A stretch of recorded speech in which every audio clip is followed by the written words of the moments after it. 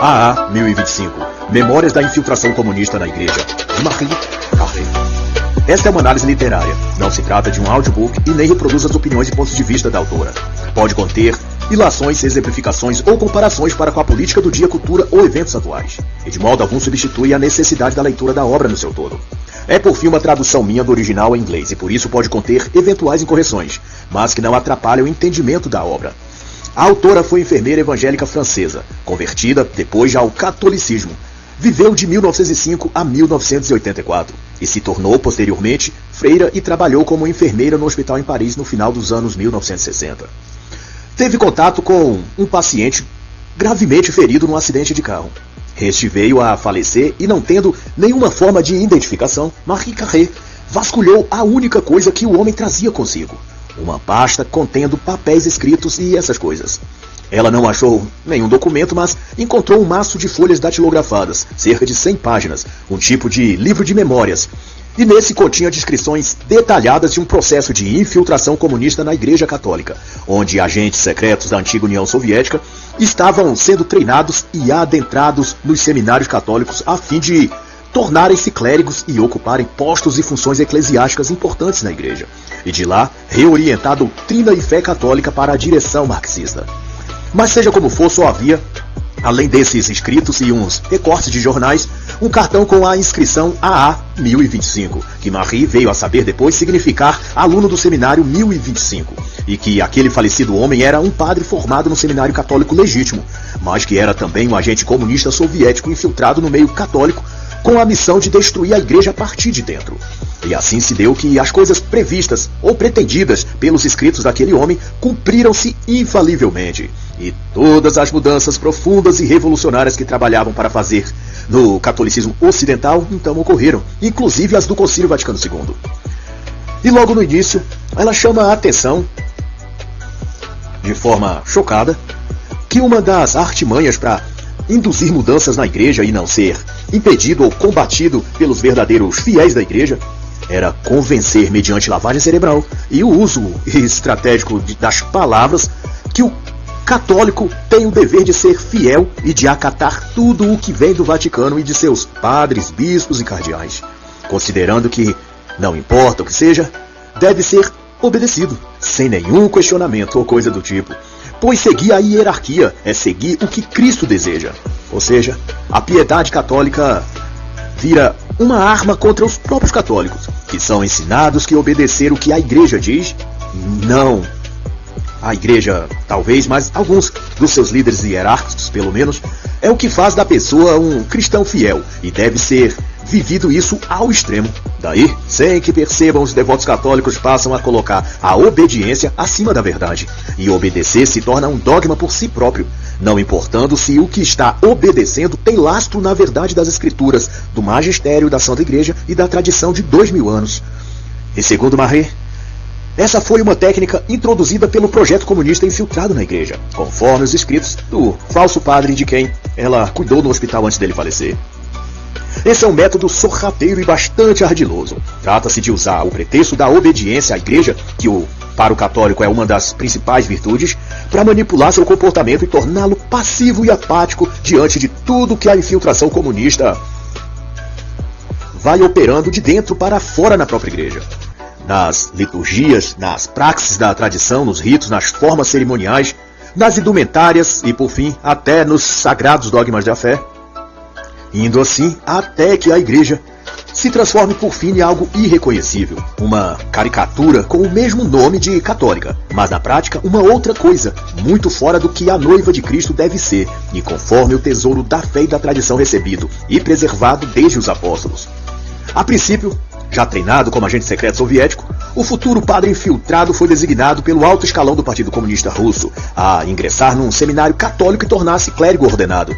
Ele iria primeiramente iniciar os estudos na Polônia e depois transferido para os Estados Unidos ou Canadá, pois, segundo o partido, os seminários na Europa naqueles tempos eram muitos devotados e rigorosos com a doutrina e tradições cristãs. Era preciso um lugar mais ambivalente e relapso. E assim a tarefa do homem foi dada: fazer o mundo perder a fé, ou mais especificamente, fazer os cristãos perderem a fé. E, após a reunião que definiu as metas do futuro falso sacerdote, ele passou a traçar quais táticas usaria para perverter a igreja de dentro para fora. E sua percepção foi que as pessoas dentro da religião respondem ao medo, isto é, elas tendem a apegar-se mais à sua fé e ritos religiosos quando sentem medo da condenação eterna, do castigo aos pecadores, etc. Se então remover-se delas o medo de quaisquer consequências no pós-morte ou aqui nessa vida, elas por si mesmas vão perdendo o interesse na santificação e aderindo à frieza e ao pecado, e consequentemente se distanciando da fé e da própria religião. Então a estratégia do seminarista seria, depois de tornar-se ele sacerdote, demover a crença no inferno, no castigo divino e nas consequências do pecado. Ele iria convencer os fiéis através das homilias e catequese que tais doutrinas eram coisas arcaicas e mitológicas, que não refletiam mais o pensamento de homens esclarecidos nos tempos atuais. Se Deus é amor, como condenaria alguém a um sofrimento eterno? Se ele é perdoador e bondoso, como castigará alguém só porque ele pecou, cometeu um pequeno deslize humano?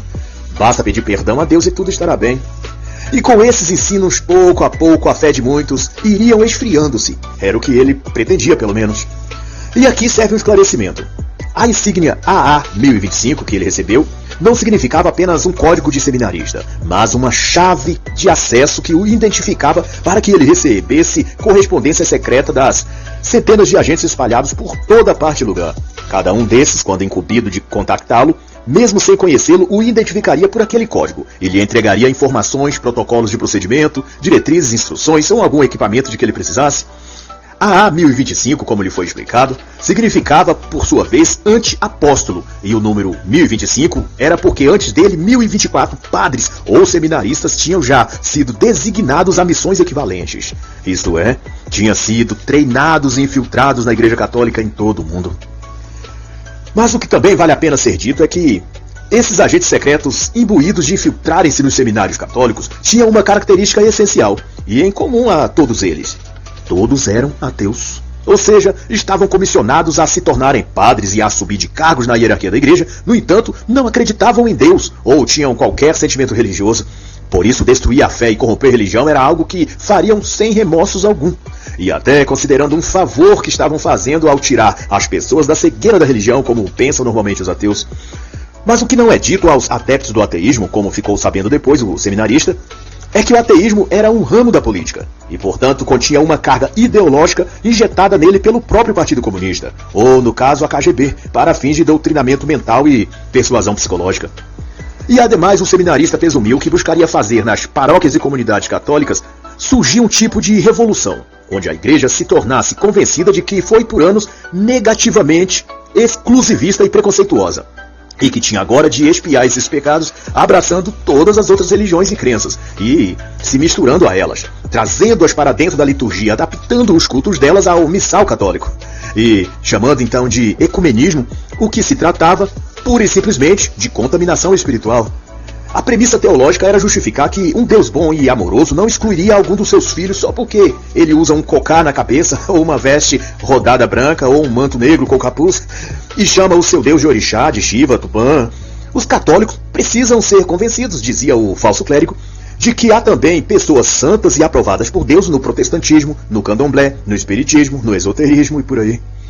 A princípio, o seminarista tinha a seu dispor uma rede de 10 contatos subalternos imediatos, técnicos preparados em vários campos do saber e instruídos a contactar escritores, teólogos e jornalistas, e manipulá-los por quaisquer meios que fosse necessário,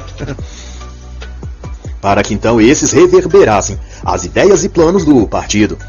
Mas, porém, sem nunca saberem que aqueles conteúdos vêm do partido. Eles deviam achar todas as ideias benévolas e úteis para a sociedade. De outro modo, o que cada um desses agentes comunistas e todos os integrantes e apoiadores da causa marxista não percebem é que, apesar de se declararem ateus, eles são, na verdade, devotos fervorosos de uma religião humana e materialista chamada partido ou causa comunista. Eles simplesmente trocaram a religião sobrenatural por uma outra de cunho social e político. E o seminarista demonstra isso quando foi interrogado por um chefe da alta hierarquia da KGB. Ele foi perguntado o que mais importava para ele na vida. No que ele respondeu, sem pensar duas vezes: para mim importa o triunfo do partido. Para cada marxista e progressista no mundo, ver o triunfo do comunismo é o objeto de sua maior devoção.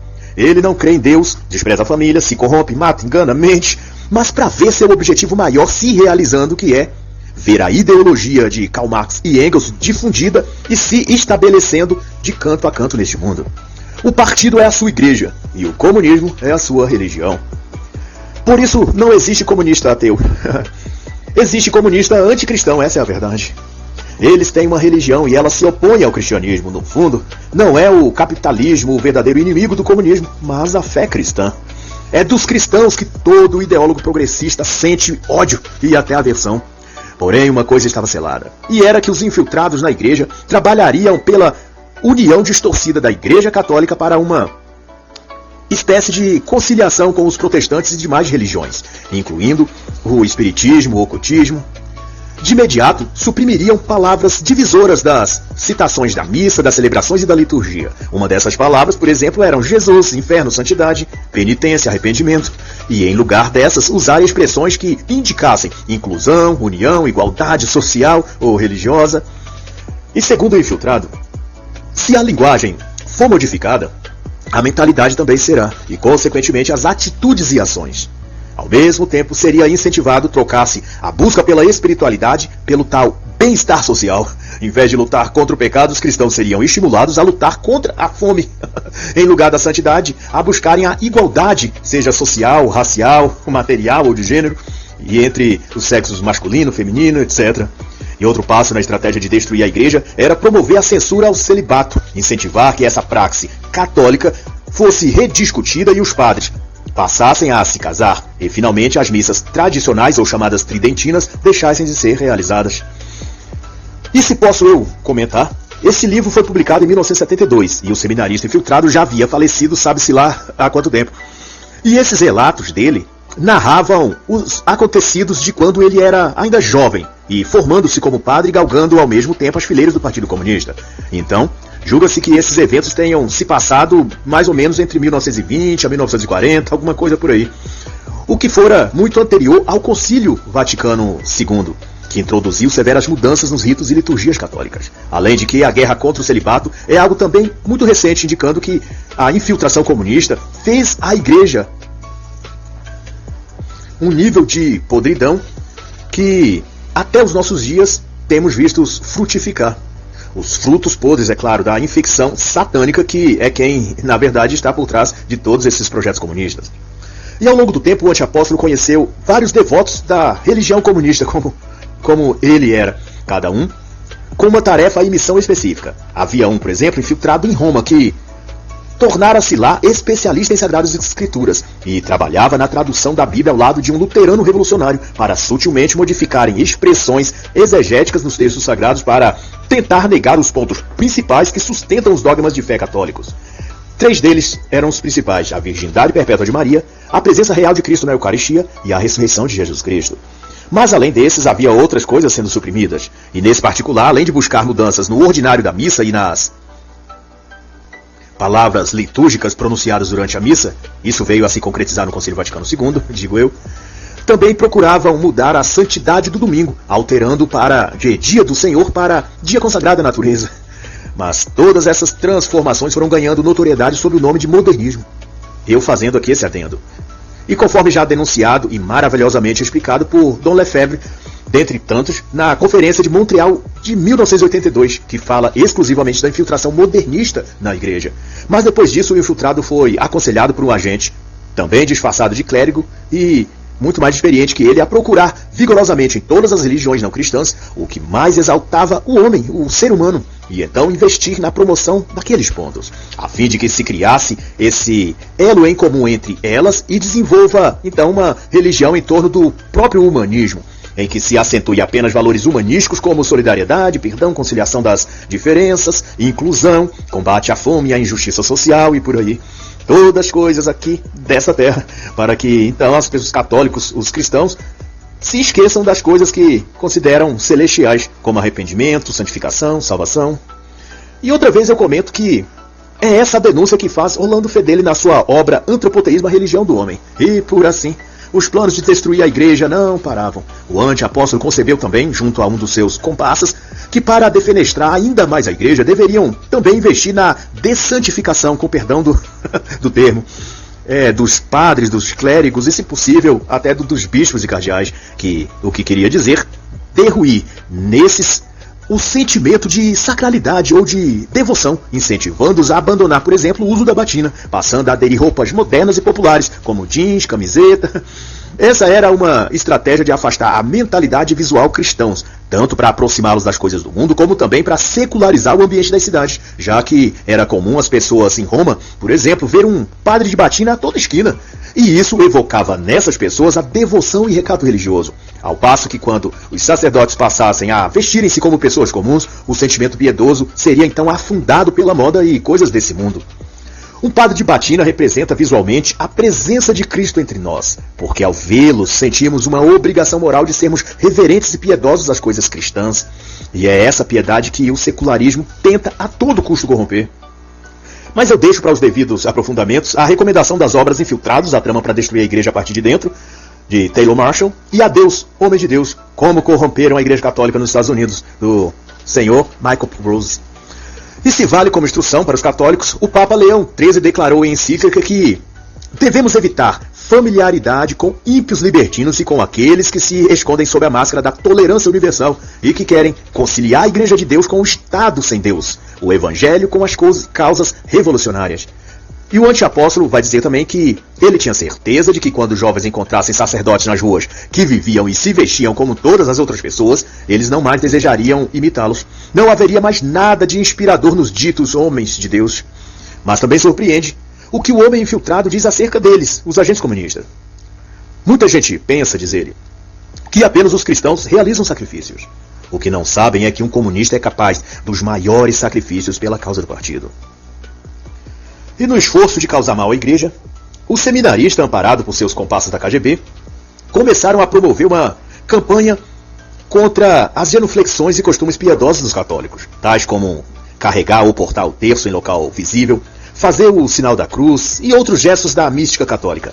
Diziam que esse excesso de zelo parecia arrogância aos olhos dos irmãos de outras religiões. Se os católicos quisessem se aproximar deles, tinham de abrir mão de exibir adereços, gestos ou falas que ofendiam a fé daquelas outras pessoas.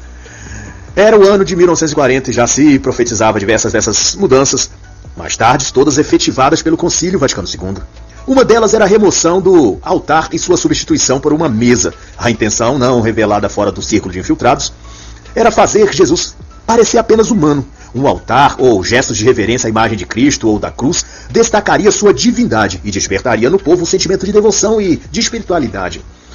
Outro ataque também foi o de anexar na Igreja Católica os mesmos costumes ou hábitos dos protestantes, seja nas músicas, no estilo das homilias, ou no aparente fervor quase dançante de se celebrar os cultos, dizendo-se estar recebendo o Espírito Santo, ou um avivamento. E concomitante, tornar comum no meio católico as mesmas coisas que são aceitáveis nos meios protestantes, ou seja, o divórcio, a contracepção, o sexo antes do casamento. Mas também eram promovidas traduções modernas da Bíblia, sob o pretexto de atualizar a linguagem dos tempos de Jesus para a nossa realidade. A alegação era que ter uma Bíblia adaptada a seu tempo e realidade levaria os jovens, pelo menos, a ler e querer conhecer mais as Escrituras e também a Deus. Só que essas mudanças nos textos sagrados buscavam distorcer o sentido original e dar margem para interpretações equivocadas, tal como acontece entre os próprios protestantes, onde cada um tem sua própria interpretação do que quer que leiam na Bíblia. O que favorece o surgimento de novas correntes teológicas e milhares de novas denominações evangélicas. Cada uma saída da mente de um pastor ou pessoa qualquer que, ao examinar livremente a Bíblia, a entendeu do seu jeito particular. E Marie Carré cita o exemplo que o próprio infiltrado comenta de ter feito com que fosse introduzido numa das versões da Bíblia. Em lugar de "as portas do inferno não prevalecerão contra ela", referindo-se à igreja, o versículo passou a ser "as portas do inferno nunca serão capazes de fazer nada contra ela".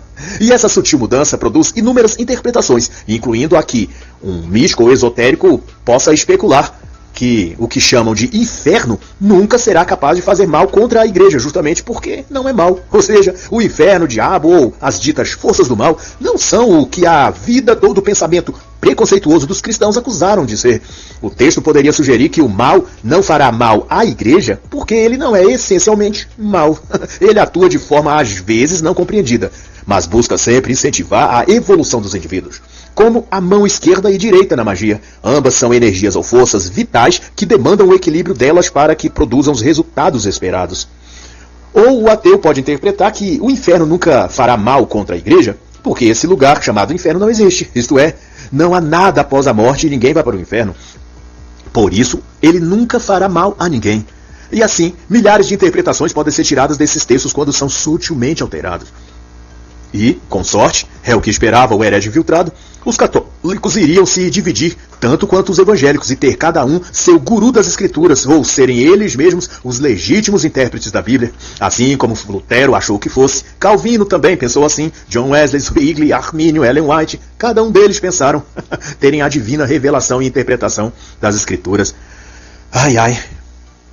Afinal, de regra geral, todos os protestantes se acham iluminados pela centelha divina para entender a legítima interpretação da Bíblia.